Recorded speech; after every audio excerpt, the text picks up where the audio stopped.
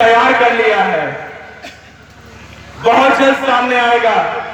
आज जैसे कि आप लोग YouTube में सोशल मीडिया के माध्यम से देख रहे हैं कि इंडिया का नाम बदल के भारत कर दिया जाए, वन नेशन की बात कर रहे हैं।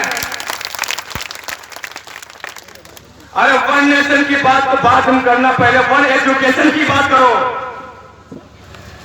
जब हमारा वन एजुकेशन होगा, एक गरीब का बच्चा, एक करोड़पति का बच्चा एक समान की शिक्षा ग्रहण करेगा तो वन नेशन होगा। मैं दावे का कहता हूं, दुनिया कोई ताकत नहीं रोक सकती वन नेशन बनाने में। लेकिन इनका मंत्रियों को दिक्कत है, हमारे बच्चे पढ़ न पाए, हमारे बच्चों को आगे बढ़ने में दिक्कत है। लेकिन आजाद समाज पार्टी भीम आर्मी अपने हक अधिकार हर तरीके से लेना जानती है। जैसा कि आप लोगों को मैं बता दूं, आजाद समाज पार्टी भीम आर्मी क्यों बनानी पड़ी। बहुत लोगों को दिमाग चल रहा है कि संगठन तो ठीक था, लेकिन पार्टी क्यों बनानी पड़ी। तो आप लोगों को मैं बता दूं, अभी हाल ही में भाई चंद्रशेखर जी ने एक बयान दिया था कि जब मैं जेल से वापस आया तो यहां पर बसपा का झंडा हुआ करता था, लेकिन मैंने खुद उतार दिया नवाबों से। क्यों? जिसको मैंने जीवन से, बचपन से हमारे बाप दादाओं ने जिस पार्टी को सोचा, आज वो हमारे लिए नहीं है, आज हमारे साथ नहीं खड़ी है। और सबसे ज्यादा उसकी पेट में दर्द हो रहा है कि ये क्यों आगे बढ़ रहे हैं। तो आप लोग क्या करेंगे? आप लोगों से सवाल है, जिसको आप बचपन से हमेशा सीखते चले आए जिस पेड़ को, और जब फल देने के नंबर आए तो आपसे मुंह मोड़ ले, तब क्या करेंगे? आप भी कहीं ना कहीं व्यवस्था करेंगे, अपने हाथ और पैर को मजबूत करने का काम करेंगे। भाई चंद्रशेखर आजाद जी ने वही किया है। जैसे कि हमारे लोगों ने बाबा साहब को पढ़ा है, जाना है, लेकिन माना नहीं है।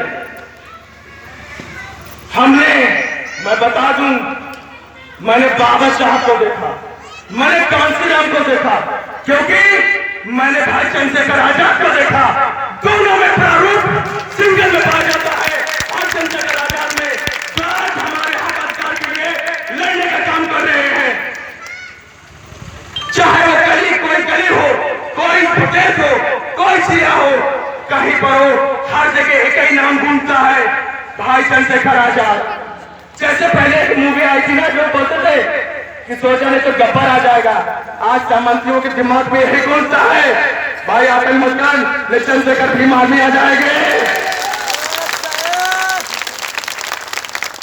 आज आजाद समाज पार्टी भीम आर्मी की एक एक कार्यकर्ता, चाहे डीएम हो, चाहे सीएम हो, चाहे कोई प्रशासन हो, अपने हक अधिकार के लिए आंखों में आंखें डाल के बात करता है। क्यों? क्योंकि पता ये मेरा अधिकार है, मैं लेके रहूंगा और आपको देना पड़ेगा। आपकी जो नौकरी है, आप जो नौकरी कर रहे हैं, आप हमारे पैसे कर रहे हैं, आपको ये अधिकार देना पड़ेगा, आपको हमारा काम करना पड़ेगा। आप मुंह नहीं मोड़ सकते हो। आप कोई प्रशासन नहीं, कहीं पर आप क्यों न बैठे हो, क्योंकि जो सरकार में बैठे लोग हैं उनको पैसा हमारे आम जनता मुहैया कराती है। तो हमारे आम जनता का काम क्यों नहीं होता है?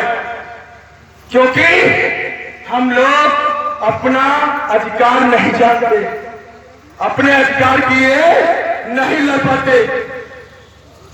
सबसे ज्यादा वोट हमारा है, सबसे ज्यादा वोट हमारा है, लेकिन हमारे लोग 30% तो वोट ही नहीं डालते। पठाने में डाल देंगे क्योंकि उनको दारू मिलती है, बदले में 500 रुपए मिलते हैं, लेकिन आता है जब विधायक बनाने का, सांसद बनाने का, मुख्यमंत्री बनाने का, प्रधानमंत्री बनाने का, तब हम लोग वोट डालने ही नहीं जाते और बोलते हैं कि हमारा वोट ही नहीं आया है। वोट आएगा कहां से भाई? अपने बच्चों की रक्षा कम करो, लेकिन वोट की रक्षा करो। बहुत मुश्किल से मिला है ये वोट की चोट से आप किसी को कहीं पहुंचा सकते हो, कहीं भी।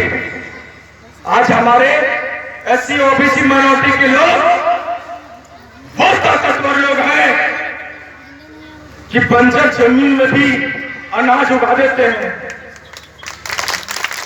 तो बंजर पड़ी जमीन भी लोग उगा देते हैं। आज हम लोगों के दिमाग में ये आ गया है कि हम छोटे लोग हैं, वो बड़े लोग हैं। किसी ने बता दिया तुमसे कोई छोटे हो तुम बड़े हो? कौन है? जब पैदा होते सभी का वजन 2.5 से 3 किलो होता है, सभी की लंबाई 5 फुट 6 फुट 4.5 फुट है, तो छोटे बड़े कैसे हो गए? बताइए, जवाब है किसी पास? आप जवाब मुझे मत दीजिए, अपने आप को दीजिए। हमारे बहुजन समाज के लोग सबसे ज्यादा अत्याचार अपनी घर में औरतों पर करते हैं, वहां तो बड़े बन जाते हो, लेकिन जहां पर जवाब देना है वहां चुप्पी साध लेते हो। क्यों? इतनी ताकतवर होकर के भी वहां चुप्पी साध लेते हो। उनके खेतों में अनाज उगाने का काम करते हो, अपना पेट पालने के लिए चुप हो जाते हो। कोई फरिश्ता नहीं आएगा, कोई चमत्कार नहीं होगा।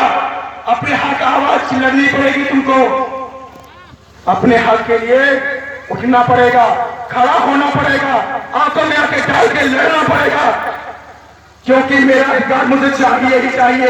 ये बीमार भी काम कर रही है, इसीलिए तो लोगों को तकलीफ है। वरना पार्टी तो बहुत बड़ी, लेकिन किसी को तकलीफ नहीं है।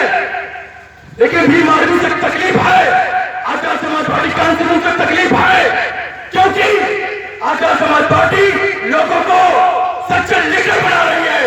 हमारे लोगों को, गरीब सभी कुछ लोगों को एक अच्छा नेता बना रही है, और हमारे नेता अपने हक के लिए लड़ रहे हैं।